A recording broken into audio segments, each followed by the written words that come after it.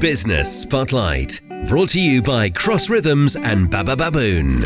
I'm Sonya Farrall and this is Business Spotlight in partnership with Cross Rhythms City Radio and Baba Baboon.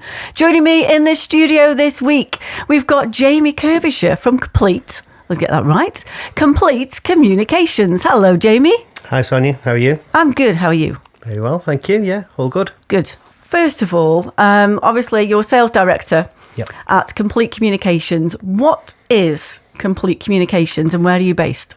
Okay, so Complete Communications, we are a independent business mobile provider.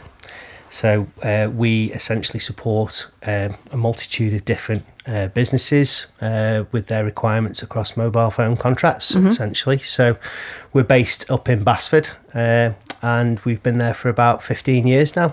Wow, long time. Yeah, yes. Long time.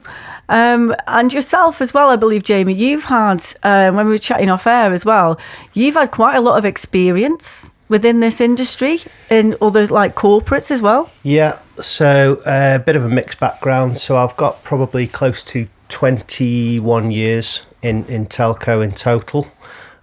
Majority of that is in major corporate business, but I have had a few stints working in the independent sector as for other resellers. So who's behind Complete Communications then? So our business is owned by Nick Holland. So Nick he's been with Complete Communications and in the industry for, like I say, for about 15 years now. So pretty well established in the local business, and he's been there from the outset. Bit of a driving force, I believe. He is indeed. He's an absolute whirlwind, as anyone who knows him can probably vouch for. Great guy. His heart's in the right place. He's very value led, and that's how we like to think we operate the business as well. So he leads that from the front. Yeah. Well, we'll come on to that a bit later, actually, about values within businesses as well. But talking about mobile phones. Yep. So you're a business owner. Yep. You're a one-man band. Yep. Or you've got 20 staff or more. How do you know, first of all, what the best options are, what the best device is? I'm not saying you've got to name and say this is what you've got to choose. Yeah. But there's so much choice out there now, how things have evolved over the years with technology. Yeah. How do you know where to go to source this information? Well, I think, look, as a business owner, you've got you're constantly spinning a lot of plates, and I guess it's a topic we've been talking about quite prevalently over the last few weeks. Is that sometimes the easiest thing to do is go with what you know, and a lot of the time that is with the networks direct. I think the message and kind of the conversations that we would have at Complete Communications is a little bit of a re-education around that, to be honest with you. Dealing with a business such as Complete Communications, we've got the ability to be a lot more agile, a lot more bespoke. We're not difficult to deal with. We can come and see you face to face, particularly, if you're local to North Staffordshire. I mean, we do operate all across the UK, talking about us specifically, but there's lots of ways that you can get better value. You can find lower cost. We can be more accommodating to how your business operates and fit into that, which is the important bit. What you tend to find, and this is my experience from being, on the other side of the fence, so to speak, is that your larger corporations will have more rigid processes, more tiers of decision making to get stuff approved and things like that. So, for us at the minute, and this is all part of the wider stuff that we're doing around partnerships and networking and things like that, is to let businesses out there know that you don't have to take or what is perceived, I guess, as the easy option to just go direct with a network. You can come and have a conversation with a business that I guess almost knows the same kind of challenges that you have running a small to medium sized operation. And I guess, sometimes as business owners as well, you might not think, I haven't got time to go and sit and go through all these things, because there's never time to do everything. No. But am I right, just asking really, if we did take more time to just take a step back and think about and look into things in more detail without rushing things, could eventually that be a cost-saving exercise as well? When we're even looking at phones and things? Yeah, most definitely. And guess, Luke, I think the one thing I would probably demonstrate or attempt to articulate to business owners at the minute is that, it's not necessarily a time-consuming or a difficult thing for someone who knows what they're looking at to break down and simplify for you. So it won't take you much time. There isn't much legwork from their perspective really needed. And from a cost perspective, yes, there is definite cost-saving opportunities. There are value gaps. So one of the things we tend to see is, we ask for visibility of customers, not necessarily the bill, but sometimes it can be just their usage, to understand how their workforce are or aren't using certain stuff. And through that, we can advise and strip out stuff that isn't required. So we can, we've really got the ability to be able to flex what can be perceived as quite a rigid contractual obligation that doesn't need to be in some instances. So there's real value and cost saving most of the time available for businesses. Yeah. And the other thing as well, like your phones, when you look at your phone now, you communicate all sorts of different ways on your phone. Texts seem to be just going by the wayside, I feel anyway. A lot of clients who I deal with will use, like, you've got your WhatsApps, you're getting your emails on your phone. There's all different ways of people contacting you. But how then does that come into play with data and how to be aware of protecting data as well? Yeah, so Luke, we're getting more and more tech savvy and tech reliant in our personal lives and as a business.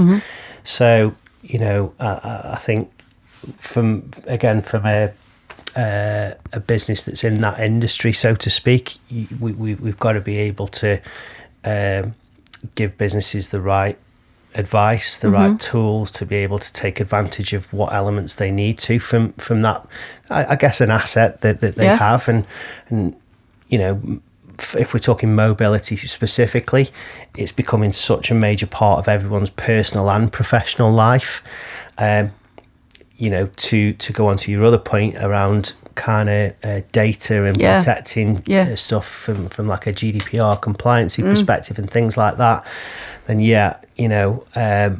what we are noticing personally when I'm speaking to people is not everyone has got the right layers and level of protection on stuff like their mobile phones when it comes to securing their data, clients' data, employees' data. So, again, there's a bit of an awareness piece there, but there's a lot of ways that you can do. You can kind of protect that stuff pretty easily now, whether it's through a device threat management solution or elements of Microsoft that you could be using within email and stuff can be used to support those kind of protection levels that you would need.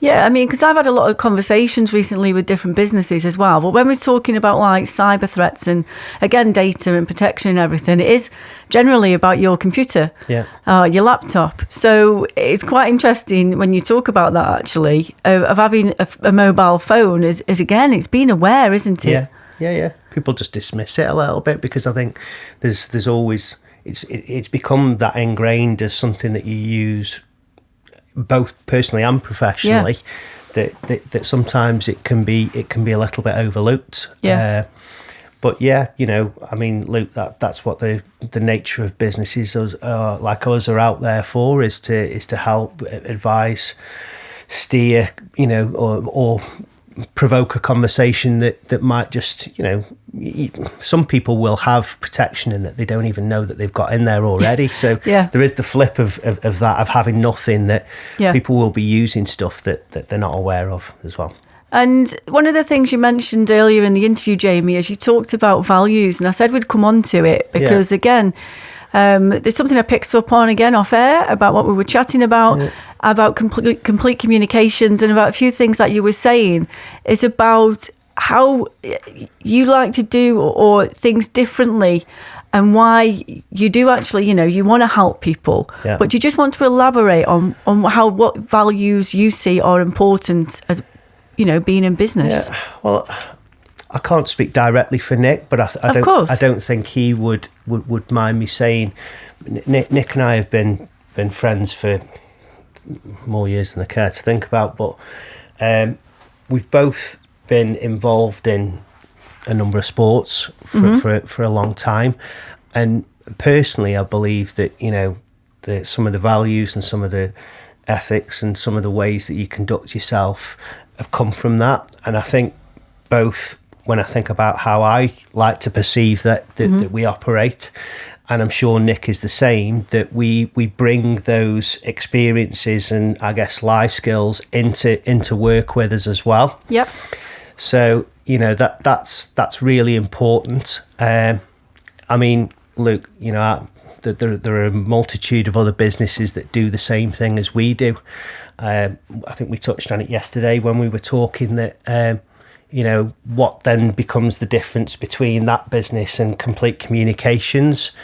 And I think for me, that's us as the people that are the face of that. So it's that authenticity is important, that transparency. I think we pride ourselves on, that's how we operate. So I think it's just you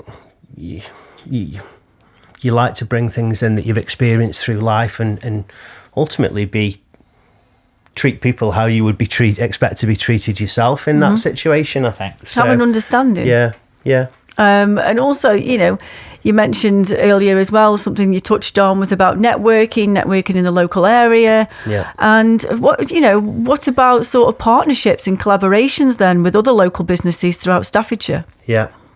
So again, I mean, I've joined Complete Communications in September of last year now, after a number of years working for one of the larger networks, and surprised myself really how much of a bubble I was probably in. And I think that kind of demonstrates again probably some of the value that an independent like ourselves can bring, is that not that they're not bothered, but I don't think there's the emphasis on smaller businesses necessarily, for a better phrase. But what I did was a real eye-opener for me, was the amount of amazing small, medium-sized enterprise businesses that there are out there, not just locally, but just in general. And there was two elements as to how we wanted to operate, and I think I've led some of these initiatives in that.